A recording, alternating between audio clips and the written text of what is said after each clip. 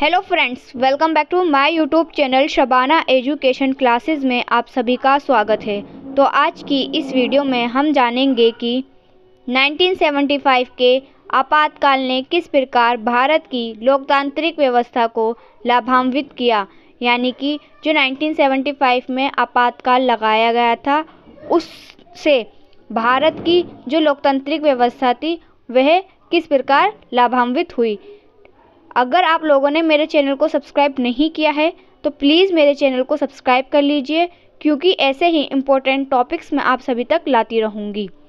तो चलिए स्टार्ट करते हैं। 1975 के आपातकाल ने निम्नलिखित प्रकार से भारत की लोकतांत्रिक व्यवस्था को लाभान्वित किया। यानी कि ऐसे बहुत से प्रकार हैं जिससे भारत की जो लोकतांत्रिक व्यवस्था थी वह प्रभावित हुई थी। तो चलिए देखते हैं। फर्स्ट पॉइंट है हमारा 1975 के आपातकाल ने भारतीय लोकतंत्र की नींव को मजबूत किया, क्योंकि 1977 के चुनाव में आम जनता ने सत्ताधारी पार्टी को चुनाव में हरा दिया।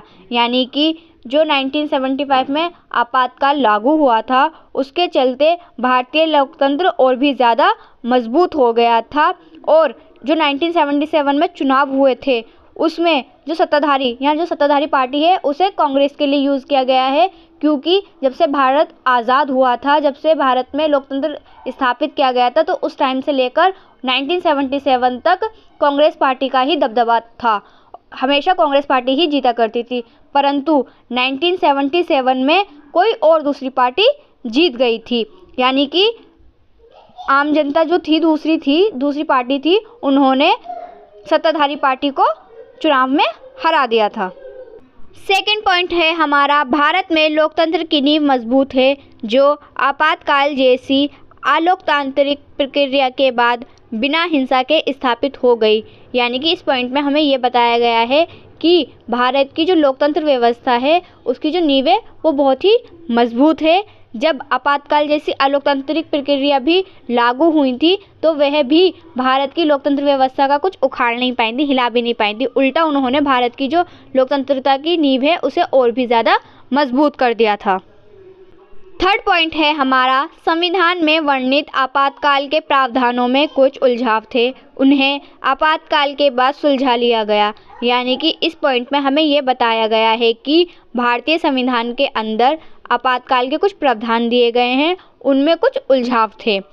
जब भारत के अंदर आपातकाल लागू हुआ था उसके बाद इन्हें सुलझा लिया गया था, जिससे बाद में कोई और उन तत्वों का सहारा लेकर आपातकाल न लगा सके। जैसे अंदरूनी आपातकाल सिर्फ सशस्त्र विद्रोह की स्थिति में ही होगा और मंत्रिपरिषद को लिखित रूप में देना होगा। यानी कि इस पॉइंट में हमें यह बताया गया है कि जो भारतीय संविधान के अंदर आपातकाल के प्रावधान दिए गए थे उन्हें इसलिए बदला गया ताकि उनका सहारा लेकर, उन तत्वों का सहारा लेकर कोई भी सरकार आपातकाल न लगा सके भारत के अंदर तभी आपातकाल लागू होगा जब सशस्त्र विद्रोह की स्थिति होगी, और आपातकाल लागू होने से पहले मंत्रिपरिषद को वह लिखित रूप में देना भी पड़ेगा। फोर्थ पॉइंट है हमारा, नागरिक अपने अधिकारों के प्रति अधिक सजग हुए, क्योंकि आपातकाल में न्यायपालिका अधिकारों की सुरक्षा में अधिक भूमिका नहीं निभा पाई, इसलिए जनता स्वयं अधिकारों के प्रति जागरूक हो गई।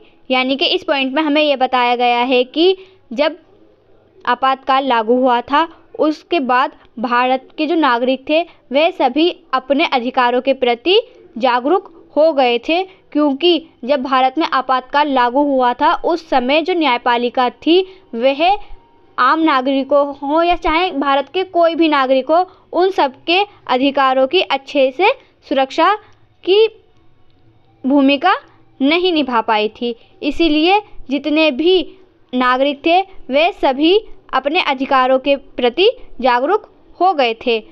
अगर आप लोगों को ये वीडियो अच्छी लगी हो तो प्लीज़ इसे लाइक, शेयर एंड कमेंट करें, और ऐसे ही मोस्ट इम्पॉर्टेंट टॉपिक्स को जानने के लिए मेरे चैनल को सब्सक्राइब करें। Thank you for watching this video.